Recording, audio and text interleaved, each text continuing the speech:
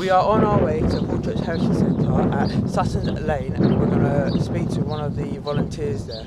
See here is the outside of RAF Hornchurch Heritage Centre down Sutton's Lane.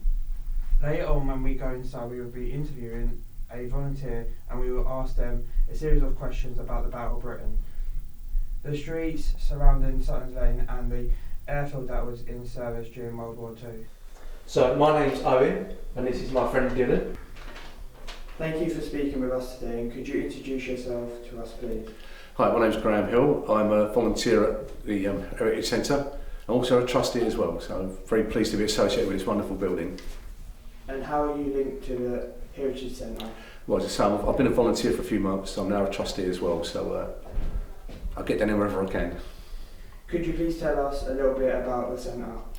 Right, the gentleman who started this is called Ted Exel. He started the whole project in 1980 as a travelling exhibition, and over the years it grew and grew until eventually we acquired this building. We acquired it by a company called Bellway, who own all the surrounding area. They actually gifted us the building, and the centre opened in September of 2021.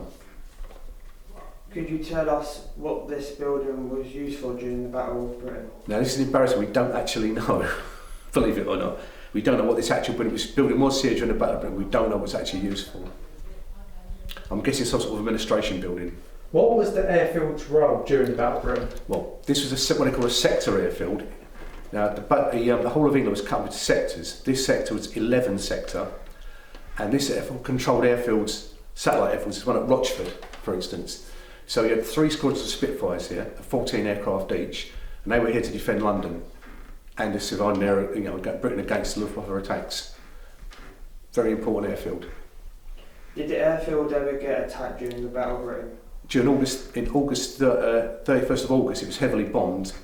Several aircraft were destroyed, and quite a few buildings were hit. If you ever see the Battle of Britain film, you see an airfield being attacked. That replicates the attack on Hornchurch. How long was the airfield in service for? The airfield was formed in 1915 as Royal Flying Corps Sutton's Farm during the First World War, and was in service from 1915 to 1919. Its job again was to defend London against Zeppelin attacks, which it did very successfully by shooting down 3 Zeppelins. It closed in 1919, reopened in 1928 as a fighter airfield, and was in service right until 1962 when it closed. Could you tell us why the Battle of Britain took place and why the Germans decided to attack? Why it took place? Well, obviously the Germans had invaded France and conquered France. The British Army had retreated to Dunkirk, from Dunkirk to Britain. The next move was the Germans were intending to invade Britain. They couldn't do that while the Royal Air Force were in being, so the idea was to destroy the Royal Air Force and then invade. That was the whole point of it. And when they couldn't do that, they then started to bomb London, and of course the airfield was then used to defend London during the Blitz. Do you think the local people should know about the vital role RAF Hornchurch played during the Battle of Britain? Absolutely, yes. I mean, it's a very important airfield. You say it's the nearest airfield to London, so it's very important in protecting the people of this borough.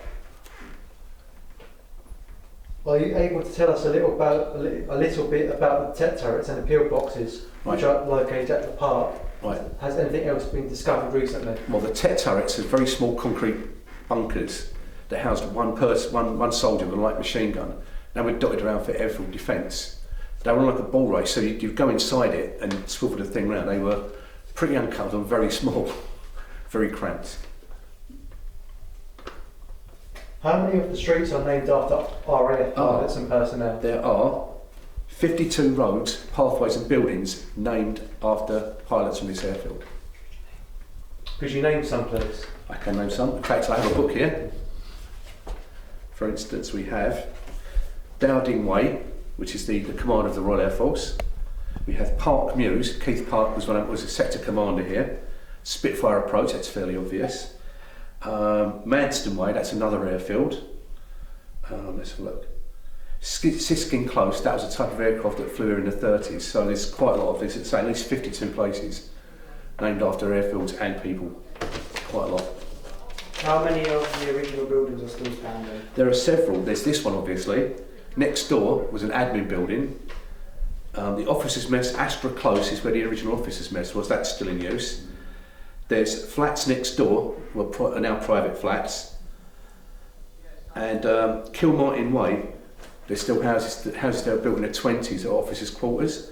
And of course, also there's a Good Intent pub, which is part of the airfield. Not officially, but it's part of the airfield and is still standing.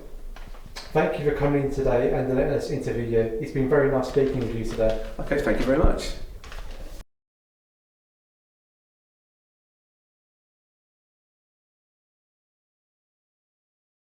The road Tsar Avenue is named after a pilot who served at RAF Hornchurch during World War II. Down the road Kilmartin Way is where the Airmen's married quarters was situated.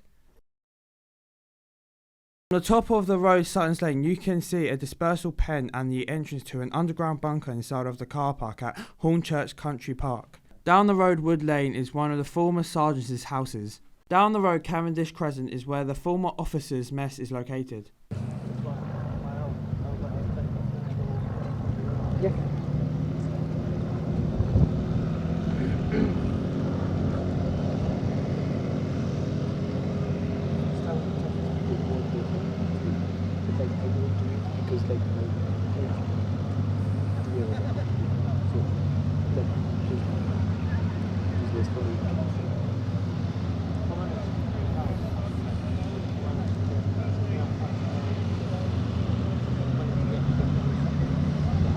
Yeah, because